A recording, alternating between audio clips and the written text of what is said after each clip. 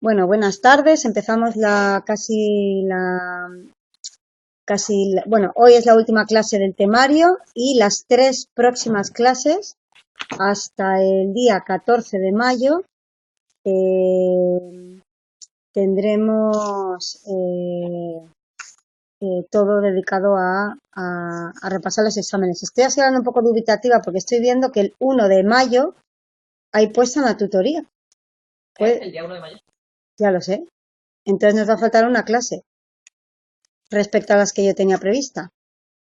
Es que está puesto en el plan de acción tutorial. Hay un error. El 1 de mayo no hay clase, entonces nos quedarían 2 clases para repaso de todos los temas haciendo los exámenes. ¿Vale? O sea que los días 7, hoy, día 24 de abril, vamos a terminar de comentar un poco el tema de evolución, porque ya dijimos que lo habíamos comentado en el tema 1. Y explicaremos un poco los principios de ecología. Y luego, el día 7 de mayo y el 14 de mayo haremos exámenes, todos los exámenes de la convocatoria de mayo del año pasado. Entonces, si queréis, empezamos con la evaluación de la evolución del tema 13 para ver un poco si este tema nos ha quedado más o menos claro. Entonces, la primera pregunta dice, ¿cuál es el mecanismo responsable de la evolución? La selección natural, ¿no? ¿Vale? La selección natural decíamos que era, ¿qué era?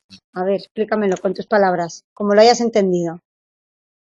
Pues es la manera que tienen los animales de adaptarse al medio mediante cambio. Vale, más o menos. Sí, Dando mejoras.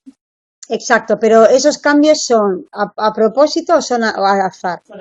Son al azar. Es decir, son todas. La teoría de la selección natural dice que a medida que todos los organismos vivos de la Tierra van evolucionando, van cambiando, lo que pasa es que van superviviendo, no se dice así, van sobreviviendo los individuos más adaptados a su medio.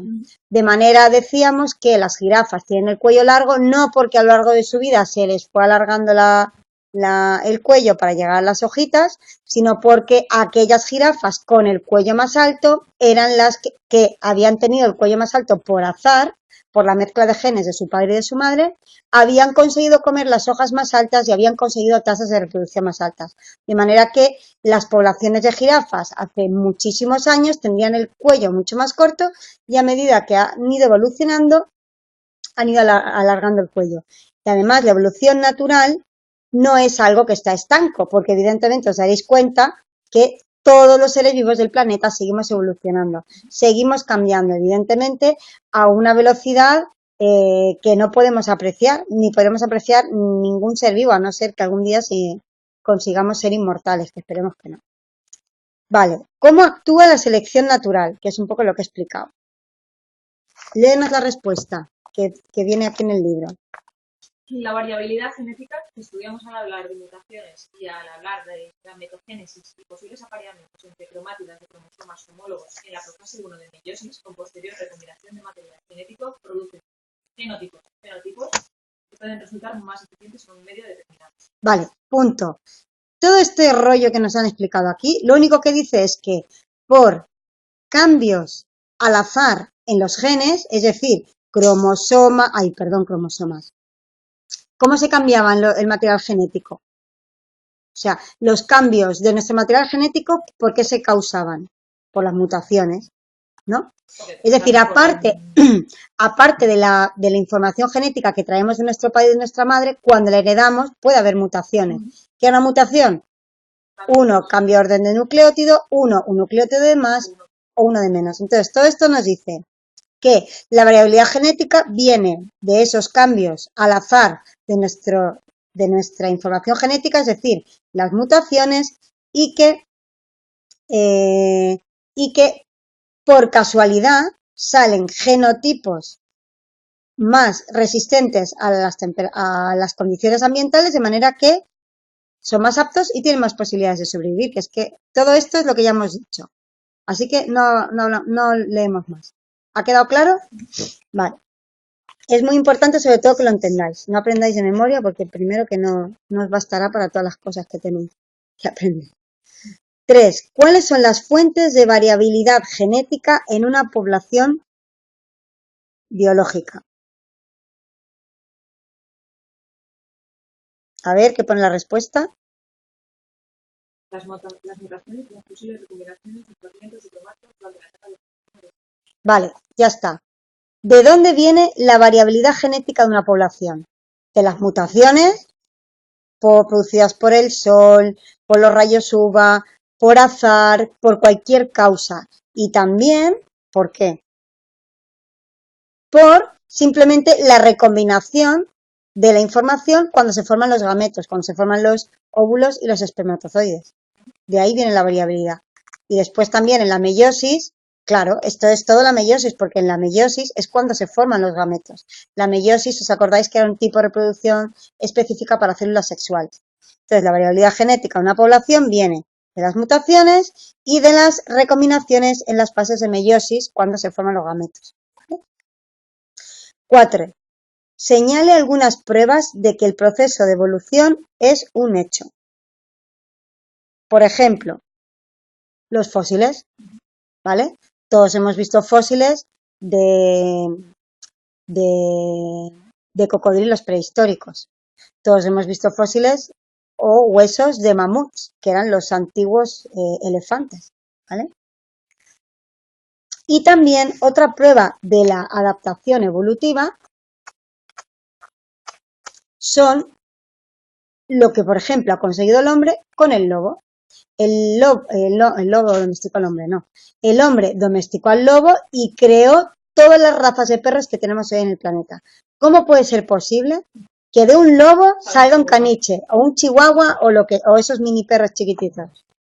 Increíble, pero es así, ha sido el ser humano que a través de su mano ha seleccionado por esas mutaciones y cambios de información genética al azar, porque evidentemente no estaba manipulando la información genética porque no había biotecnología, pero bueno, ¿vale?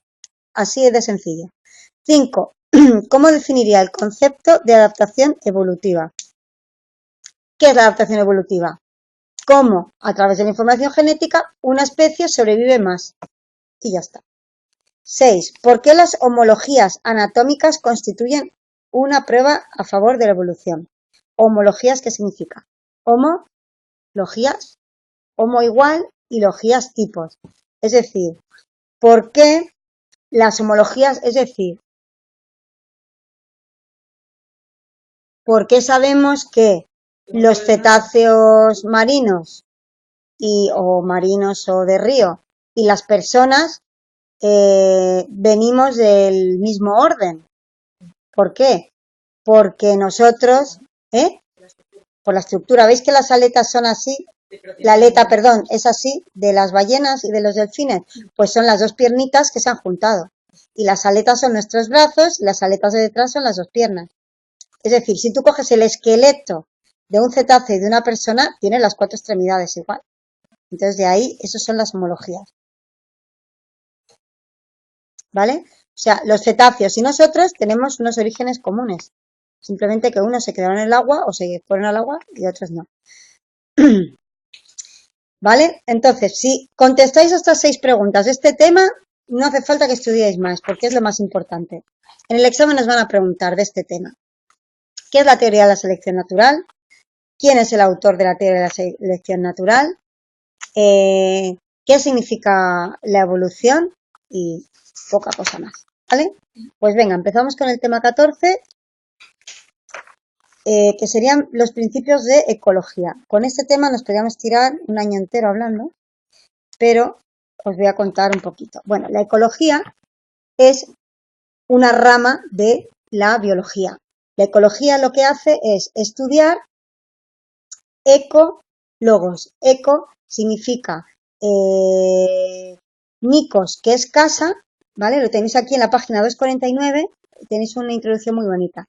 El término ecología, que procede del griego oikos, que significa casa, fue introducido en el siglo XIX por Haeckel, ¿vale? Entonces, la ecología, que viene de casa, estudia, digamos, la casa de todos los seres vivos. La ecología es una ciencia muy reciente, si la biología lo es, la ecología más.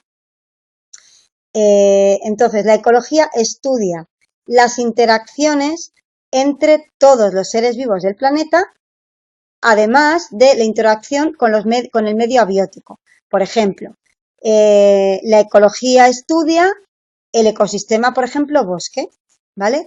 En el bosque estudia todos los animales que viven en el bosque, cómo interaccionan esos animales entre ellos y cómo interaccionan con los hongos y cómo interaccionan con los insectos y cómo interaccionan con los mamíferos, etcétera. Además, cómo interaccionan todos los animales con el ciclo del agua, con el ciclo del nitrógeno, con el ciclo del fósforo, con la precipitación, la humedad, el nivel de acidez del suelo, etcétera. Digamos que la ecología estudia las relaciones entre el medio abiótico y biótico de un determinado ecosistema. Vamos a ver la definición.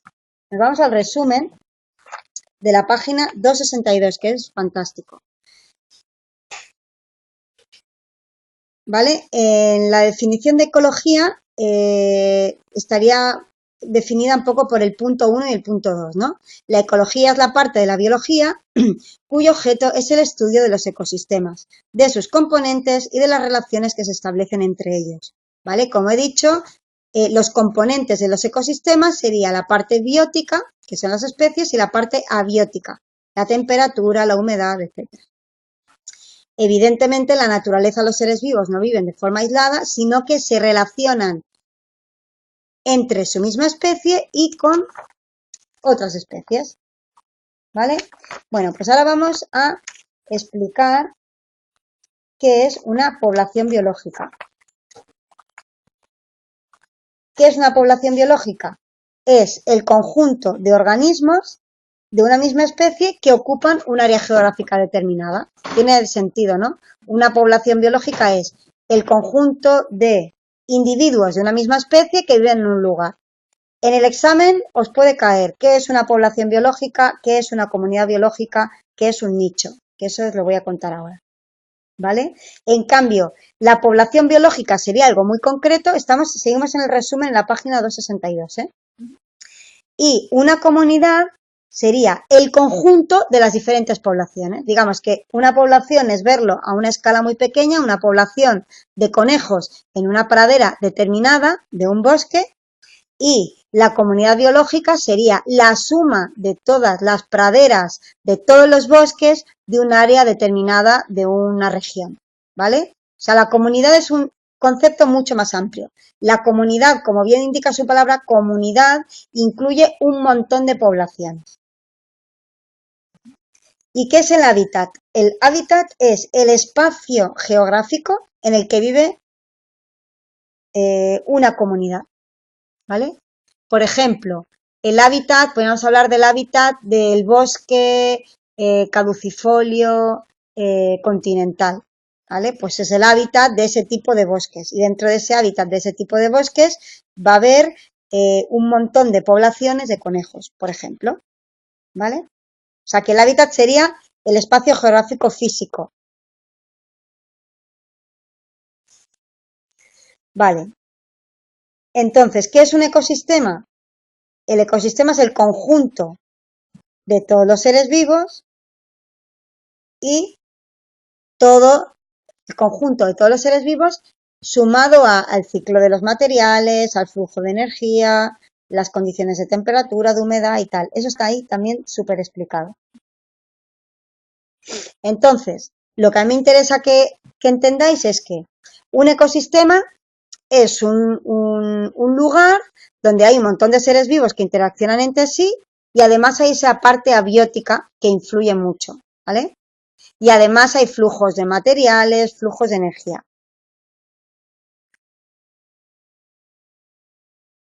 Dentro de los flujos de materiales y energía, ahora vamos a ver unos esquemitas muy chulos, que ya sabéis que a mí me gusta mucho explicar con los dibujos, que están muy bien en este libro, ¿vale? Yo os estoy diciendo, por ejemplo, una población. Nos vamos a la página 251, donde pone las poblaciones varían de tamaño. hemos dicho ahora que una población es un conjunto de individuos de la misma especie que viven en un mismo lugar, ¿verdad? Y evidentemente, ¿a qué causa, cómo se explicará la variación del tamaño de una población? Evidentemente, está puesto ahí. Los nacimientos menos los fallecimientos, más los que llegan menos los que se van. ¿Lógico o no? Pues ya está. De todas maneras, esto nos lo van a preguntar, ¿eh? O sea, yo quiero que entendáis qué es una población, qué es una comunidad y qué es un hábitat. Porque eso es los conceptos que quiero que tengáis claros. ¿Vale? Entonces, ahora vamos a ver cómo fluye la energía en un ecosistema. Que esto ya os lo he explicado indirectamente en otros momentos. La figura 14.5. Tenemos el Sol. Figura 14.5, página 254. Tenemos el Sol. ¿Qué hace con la energía del Sol? ¿A dónde va? A las plantas, que fijan esa energía a través de la fotosíntesis. Recordamos que esas plantas o esos árboles o esas algas unicelulares se llaman autótrofos. Entonces, ahí tenemos los productores que lo que están haciendo es cogiendo la energía y ¿a dónde la pasan? Que lo hemos hablado 1000 veces. La pasan a los siguientes que se la comen, a nosotros que nos lo comemos o a los patos o a los ciervos o a las orugas. Viene un ciervo, un pato, una oruga y se come la planta y coge la energía. Vamos a seguir solo la flecha roja, ¿vale? La roja fuerte. ¿Qué pasa? Que viene un lobo, viene una lechuza o viene un águila y se comen al pato, al insecto o al ciervo. ¿Qué pasa con la energía? ¿Qué pasa a esos carnívoros? ¿Pero qué pasa con esa flecha de color rojo? ¿Qué pasa con parte de la energía? No, se pierde. ¿Os acordáis que decíamos que cuando yo me como una lechuga no aprovecho el 100% de la energía, sino que aprovecho un poco y parte se pierde en mi cuerpo en forma de calor? ¿Vale? Es igual cuando le ponemos gasolina a un coche de estos de motor normal. Si tú le pones gasolina a un coche, el motor funciona, arranca el coche, lo hace funcionar, pero parte de esa energía, ¿cómo se pierde? En forma de calor, porque además tenemos que enfriar el coche, si no se nos rompe el motor. Pues entonces, cuando pasa la energía de un nivel trófico a otro, siempre se pierde algo de calor que va al ambiente. Vale, después tenemos a los descomponedores, que aquí veis que llegan flechas de los consumidores primarios y de los consumidores de niveles más altos. ¿Lo veis? Eso significa que todo lo que cuando nos morimos vienen los hongos y los microorganismos y nos comen. Y luego, a su vez, los descomponedores cuando se mueren van a ser... A ver, ¿por qué no hay flujo de energía hacia los productores? Bueno, vale. Da igual. Sí. Vale, sí, de materia, sí, de energía no. Vale, ahora vamos a la de materia. Evidentemente, si el ciervo se come una hoja, va a pasar materia y va a pasar. Es decir, que las flechas de flujo de energía y materia son las mismas. Cuando hay flujo de energía y flujo de materia. Pero hay una única cosa diferente. ¿Qué diferencia hay entre las flechas azules de flujo de materia y las flechas naranja fuerte de flujo de energía? Muy bien. El ciclo de la materia es siempre cerrado. La naturaleza es muy inteligente y diseñó mecanismos para reciclar absolutamente el 100% de todos los desechos. Ha hecho exactamente lo contrario que los inútiles humanos, que lo que hemos hecho es hacer exactamente lo contrario, crear ciclos de materia cerrados. Por ejemplo, ahora en la Unión Europea se está hablando mucho de la economía circular. ¿Qué dice la economía circular? La economía circular pretende incluir o influir a todas las directivas en Europa diciendo que vamos a ser un poco consecuentes y si yo fabrico un móvil, cuando se acaba no tiene que acabar en la basura, sino que este móvil cuando se rompe se tiene que ir a reciclar, se tiene que ir a descontaminar de todos los metales pesados que tiene etcétera, y con esos materiales volver a fabricar un móvil, de manera que el ciclo de los residuos del móvil, perdón, el ciclo del móvil sea cerrado. Yo me compro un móvil que se ha hecho ya con productos reciclados, se rompe, lo vuelvo a reciclar, vuelvo a hacer uno nuevo, lo vuelvo a reciclar, etcétera. Y lo mismo con los residuos, sobre todo el problema que tenemos en el planeta ahora mismo es el tema del plástico, o sea, los plásticos y todos los derivados del petróleo, que lo que estamos haciendo es produciendo, lo llevamos a vertederos, a incineradoras y, entre comillas, se controla el residuo porque o se quema o se lleva a vertederos controlados, etcétera. El problema es que en los países más pobres las botellas de plástico y todos los residuos acaban en cualquier sitio en el mar y así ha surgido últimamente una isla en el Pacífico que le llaman la isla del plástico, que es más grande que España, Francia e Inglaterra juntos. Entonces, bueno, habrá que seguir el ejemplo de la naturaleza y cerrar el ciclo de la materia. Vale, pues eso. ¿Y qué más os quería decir? Fijaros, en la figura 14.6 es un recordatorio de lo que es la fotosíntesis. No podéis ir al examen sin tener clarísimo esto. No lo explico porque lo hemos explicado 1000 veces. Pero miraros la figura después, ¿vale? 14.6. Vale, ahora vamos a ir a la figura 14.10. La que os estoy diciendo son las más importantes para que estudiéis. Si luego queréis estudiar las demás, podéis, evidentemente, pero estas son las más importantes. Bueno, la 14, perdón, que me he olvidado de decir una cosa, en la figura 14.5. ¿Y cómo es entonces la energía? ¿Es un ciclo cerrado? Sí, el ciclo de la energía. ¿Cerrado? Sí. No, porque no se cierra. Exacto. No hablamos nunca del ciclo de la energía, os lo he dicho para trampearos. Se llama siempre flujo de energía y ciclo de la materia. El ciclo porque es cerrado y el flujo de la materia es abierto. Siempre, absolutamente siempre, la energía viene del Sol, llega a la Tierra y se dispersa. No vuelve al Sol la energía, o sí, o vuelve, ¿vale? Entonces el flujo de la energía es abierto.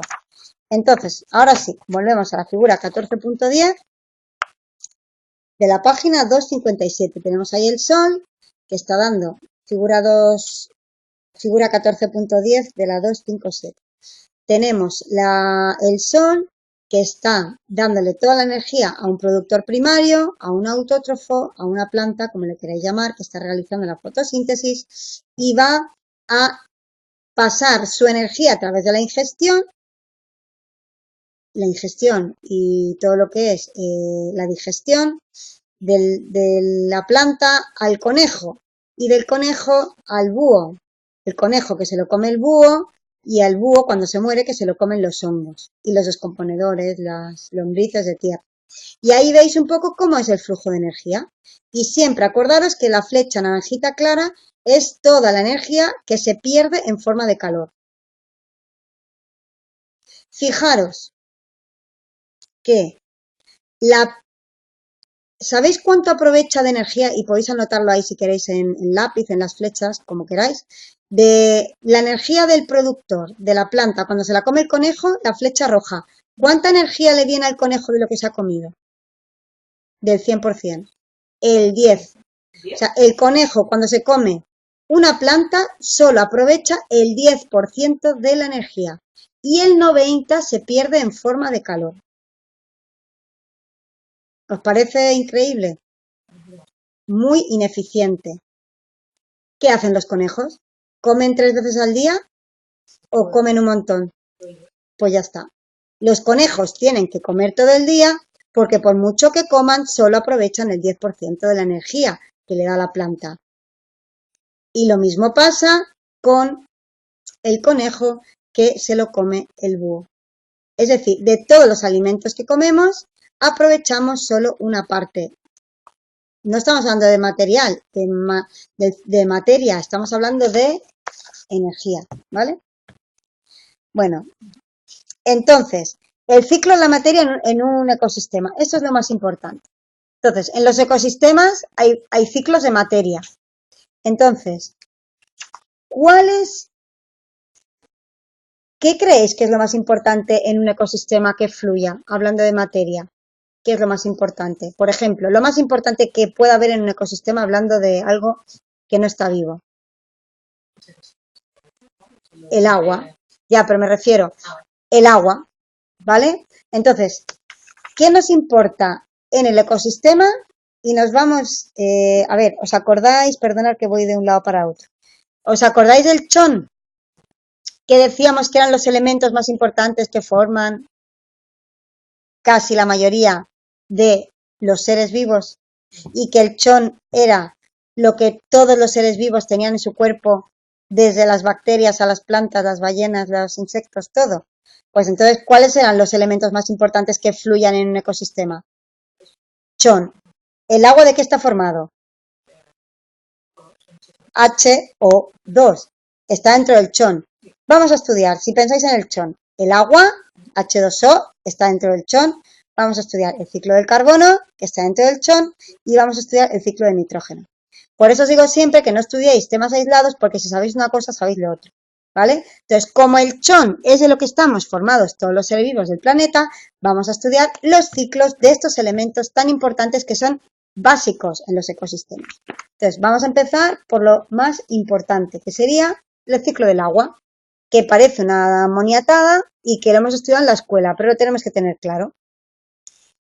El agua, cuando se calienta, en los mares, en los lagos, en los ríos, se evapora. Cuando el agua se evapora, llega a las capas altas de la atmósfera, se enfría y se condensa formando las nubes.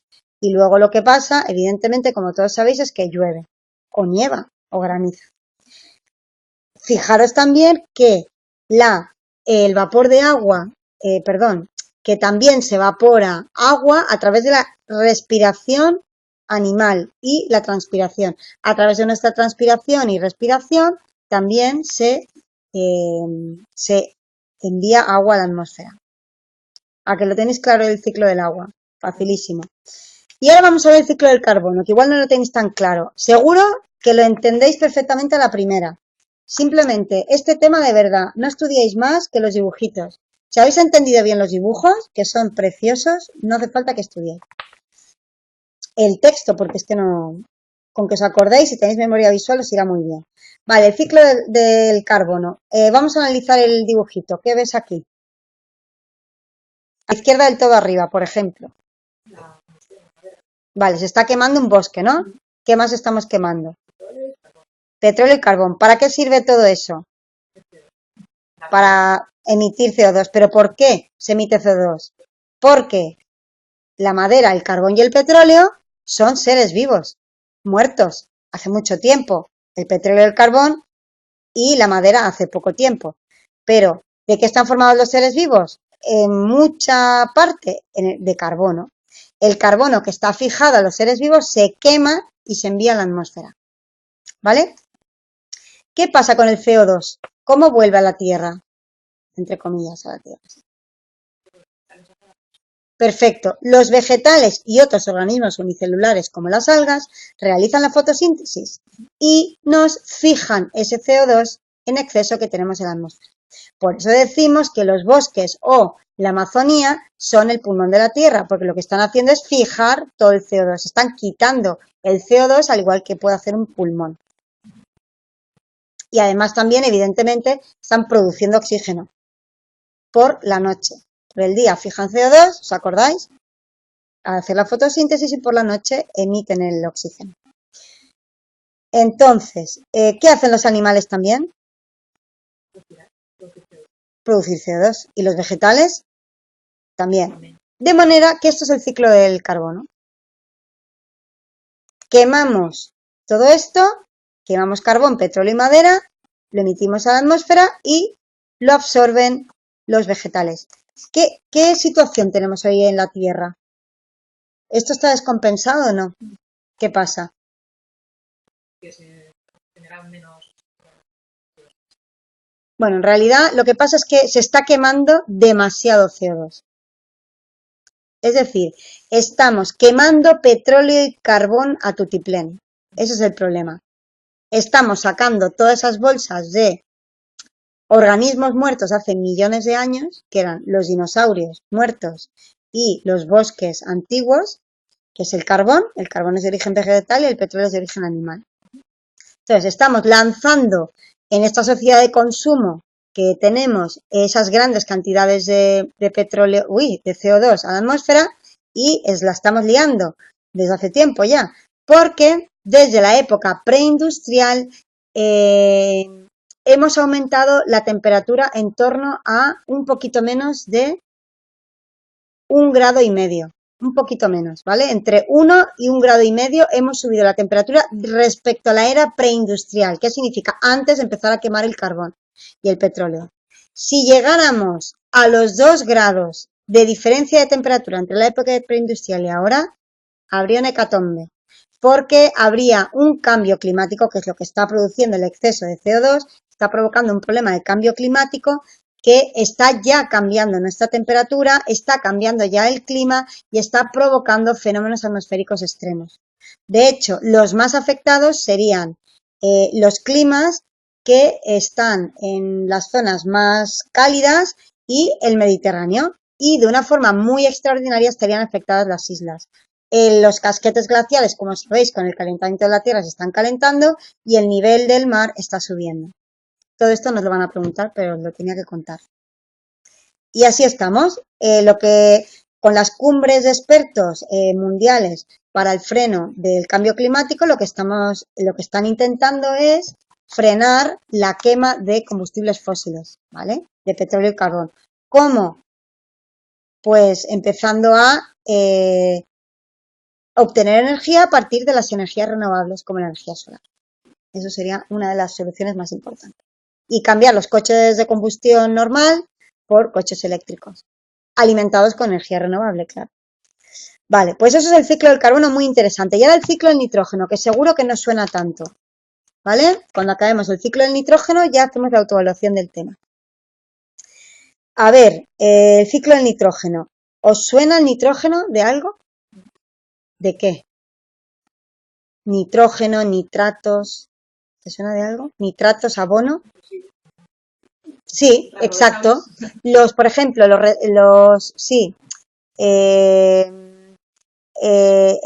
hay algunas formas de nitratos que son los residuos. Por ejemplo, en nuestra orina básicamente es amonio, NH4, que es el principal componente de la urea, ¿vale?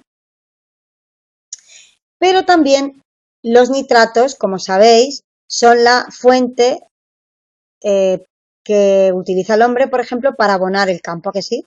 Los abonos de nitratos sirven para darle abono al campo. Entonces, fijaros cómo es el ciclo del nitrógeno. Al igual que teníamos CO2 en la atmósfera, tenemos N2 en la atmósfera. Y fijaros que hay unas plantas muy especiales que son capaces de fijar el nitrógeno atmosférico. ¿Vale? El CO2, ¿qué plantas lo fijan en su cuerpo? ¿Qué organismos? Todas. En cambio, el nitrógeno, no. Son unas plantas muy especiales que todos conocéis, que son los de garbanzos, las lentejas, la soja, son las leguminosas, ¿vale? Todas las plantas de la familia de las leguminosas son capaces de fijar el nitrógeno atmosférico. También hay unos árboles especiales que tienen unos organismos en sus raíces que son capaces de fijar también el nitrógeno atmosférico. Ese árbol tan especial se llama, ahora se me habrá olvidado, crece muy pegadito a los ríos en la península y se llama Alnus glutinosa, que es el aliso. El aliso es un árbol que crece con sus raíces prácticamente metidas en el agua. Si vais a un parque, por ejemplo, en algún parque en Madrid o en Barcelona, que haya un lago o algo, también hay estos árboles. Entonces, los alisos, que además es un árbol de hoja caducifolia, pero tiene como una piña pequeñita, muy linda, que parece una conífera, pero no lo es, evidentemente. Tiene en las raíces unos organismos, ¿vale?, que son bacterias y hongos que hacen una relación de amistad con los árboles. Yo soy una bacteria y un hongo y estoy en la raíz del aliso. Yo te cojo nitrógeno de la atmósfera y tú me das a cambio un poco de savia y de alimento. Yo te doy nitrógeno, tú me das alimento. Y eso se llama una relación de simbiosis, que es una relación de ayuda mutua y de cooperación entre dos organismos vivos, ¿vale? En este caso, las raíces de los árboles tienen estos organismos que cogen el nitrógeno que le va genial al árbol y ellos cogen savia o lo que les necesiten, ¿vale?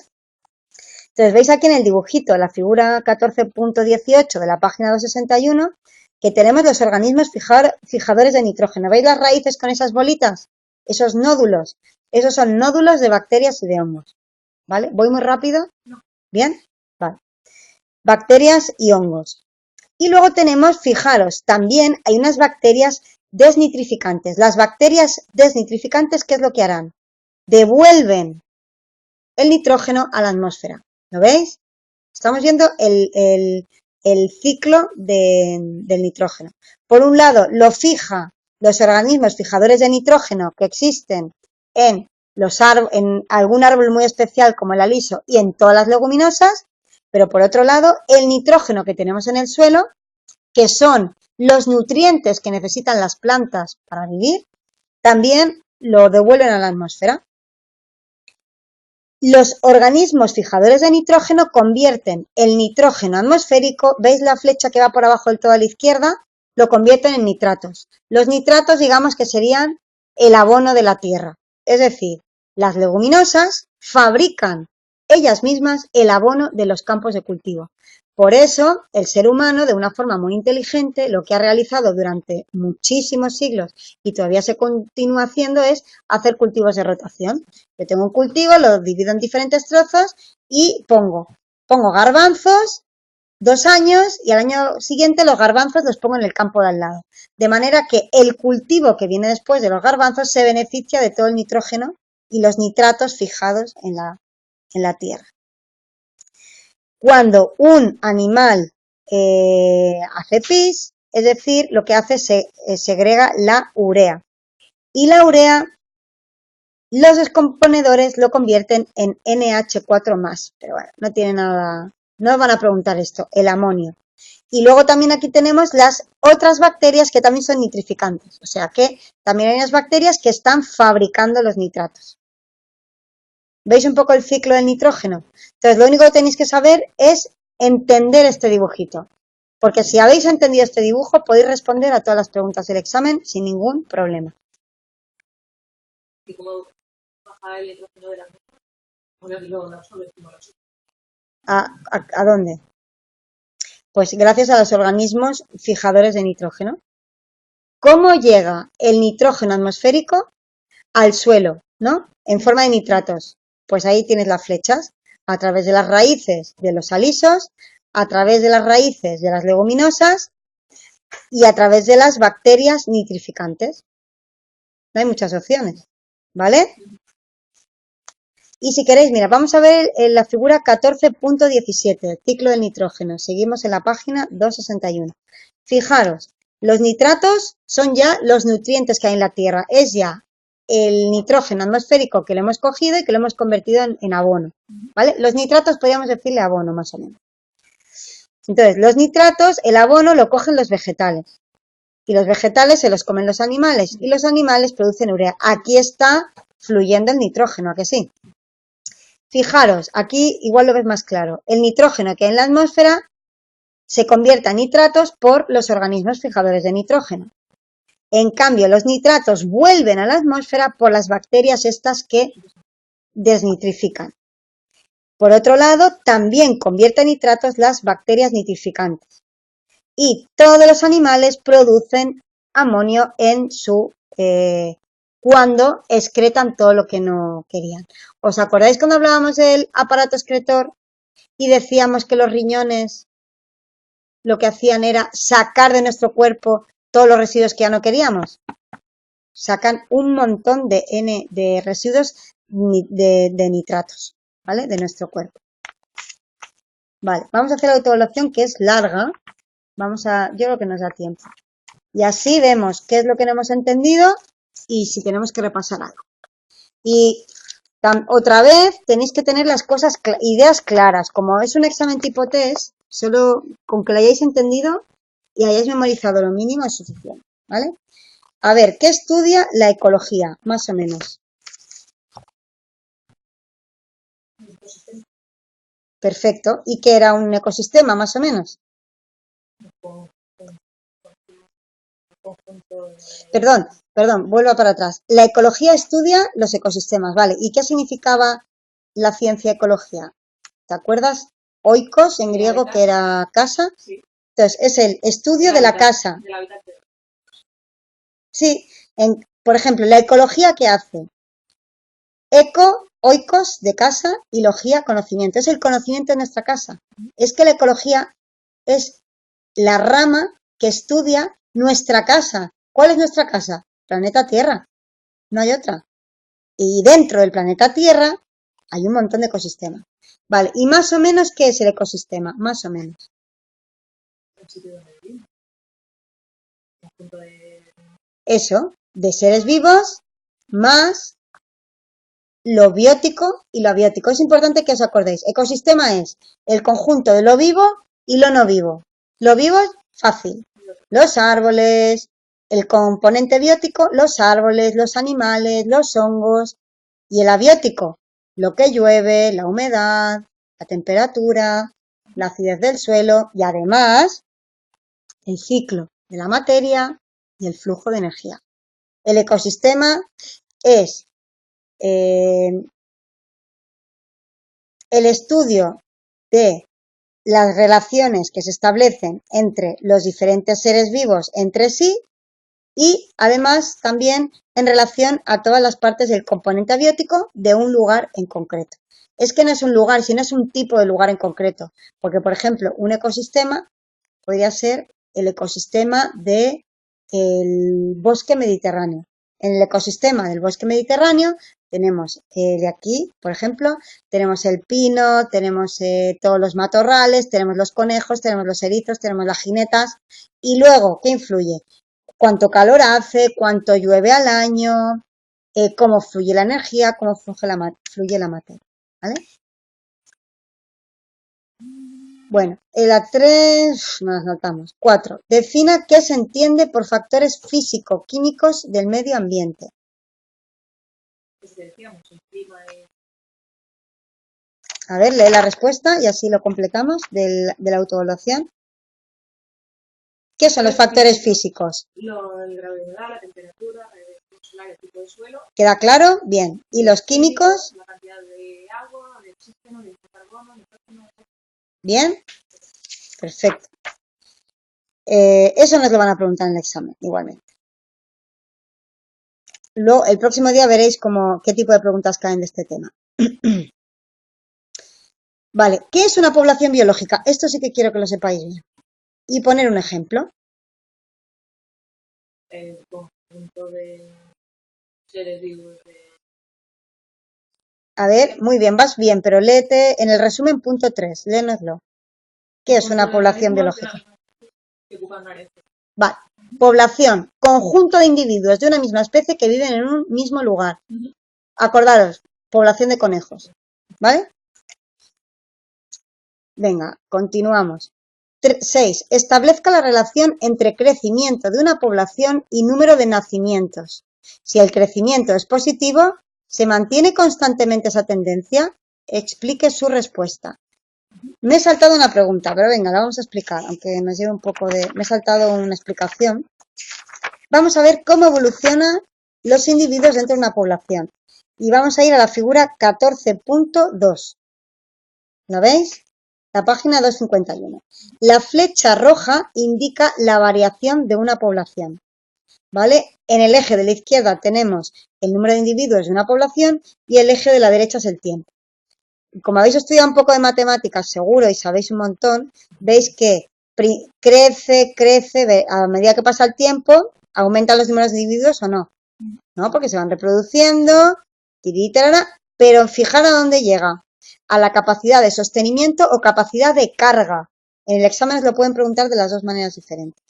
Capacidad de carga o de sostenimiento. Eso marca el máximo de número de individuos que puede soportar un determinado ecosistema. Esto se llama la curva en S de crecimiento de una población.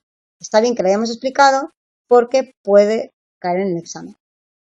¿Sabéis que en la isla de Ibiza, donde estamos dando la clase ahora, para los que vean la grabación después, se está haciendo un estudio de la capacidad de carga de individuos en una población determinada?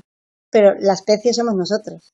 Es decir, ¿cuántas personas, cuántos seres humanos puede aguantar la isla de Ibiza sin que nos vayamos para abajo? Está claro que no somos animales, pero sí que se está haciendo un estudio de carga de cuál es la capacidad de carga máxima, ¿vale?, de personas en esta isla para que el ecosistema no se dañe. Entonces, fijaros que cuando llega un número de individuos determinado, ¿qué hace la población? Oscila, baja, sube, baja, sube. ¿Qué significa? Cuando ya ha llegado al tope, al principio crece, crece, crece, reproducción, reproducción, reproducción, pero cuando llega un momento, no hay comida para todos. Algunos se mueren, otros no se pueden reproducir y otros se van a otra población porque no encuentran comida suficiente y se van a otro prado a buscar. Yo soy un conejo y me voy a otro lado a buscar, ¿vale? La primera parte del crecimiento se llama exponencial. Cuando hay unos recursos ilimitados, si tú tienes comida, comida, comida, comes, comes, comes, te reproduces, y más si eres un conejo. Pero si llegado un momento que hay tantos conejos que no hay comida para comer, los conejos se mueren, los conejos no se reproducen o se reproducen pero no pueden dar de comer a sus hijos y además muchos conejos se van a otra población a buscar mejor suerte, ¿vale? Y esto es la respuesta a esta pregunta.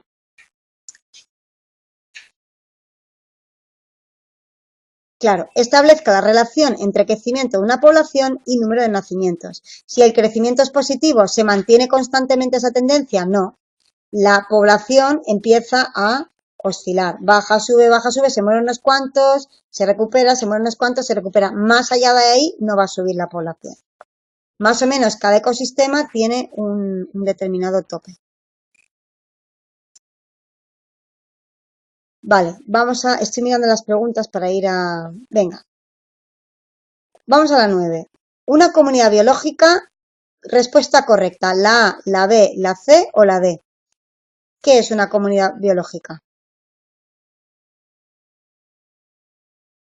Esto es una pregunta de examen. Una comunidad biológica, B, es el conjunto de poblaciones que viven juntas en un hábitat definido. La A nos dice, está formada por todas las poblaciones de un ecosistema. C, es el componente biótico de un sistema. D, las respuestas anteriores son ciertas. A ver, mirar la respuesta, ¿qué te parece? A ver. Muy bien, pueden ser todas. ¿Por qué?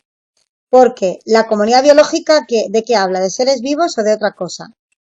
Solo de seres vivos, ¿a que sí? Pues entonces la C es correcta. La B, conjunto de poblaciones que viven juntas en un hábitat, también es correcto. Y A, está formada por todas las poblaciones de un ecosistema. Muy bien, la 9 la respuesta correcta es la D. 11. ¿Cómo se realiza la incorporación de energía a un ecosistema? ¿De dónde viene la energía? ¿Qué tipo de energía es? ¿Qué organismos realizan el proceso de captación de energía del medio ambiente? Perfecto, muy bien. ¿Cómo se realiza la incorporación de energía en un ecosistema? No podéis ir al examen sin saber esto. Pues a través de la energía solar, que se fija a través de la fotosíntesis. Llevamos diciendo desde octubre que no existirá este planeta si no fuera por esos organismos primarios que están fijando la energía del Sol. 12. Los organismos heterótrofos que obtienen, acordaros, las plantas son autótrofas y los heterótrofos son los que se comen las plantas y los otros animales. 12. A ver qué respuesta es la correcta. Los organismos heterótrofos que obtienen energía y nutrientes de otros organismos vivos son organismos A, fotosintéticos, B, clorofilíticos, C, consumidores o D, descomponedores. Muy bien. Porque los descomponedores, ¿qué comen? Los muertos, los organismos muertos, ¿vale? Venga, sí, la 13, así repasamos esto. Definan los términos organismo productor, consumidor primario, secundario y organismo descomponedor. ¿Qué es un organismo productor?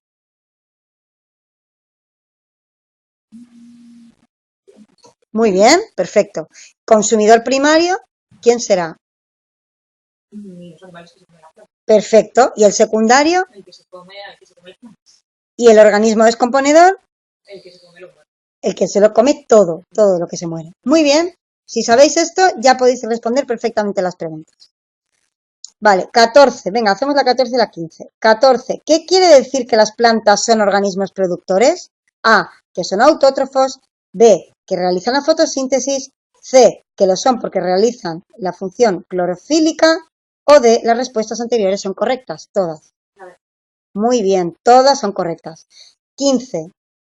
En una cadena trófica, la cadena trófica, acordaros que era la pirámide esa, donde abajo del todo están las plantas, luego los consumidores primarios, luego los consumidores secundarios y luego los descomponedores, por ejemplo. En una cadena trófica, en un ecosistema, A, los productores ocupan una posición final, los productores la inician, los consumidores son el alimento de los productores. Y D, productores y consumidores realizan la misma función. Es una burrada de respuestas, solo hay una correcta. Perfecto, muy bien. Eso es básico, absolutamente. Los organismos productores que realizan la fotosíntesis son la base y el inicio de la cadena trófica de un ecosistema. Si no hay plantas que hacen la fotosíntesis, no hay comida para nadie. Y con esto hemos terminado esta terrible maratón de lo que es la ecología. Así que nada, espero que os haya servido las explicaciones de todos estos días.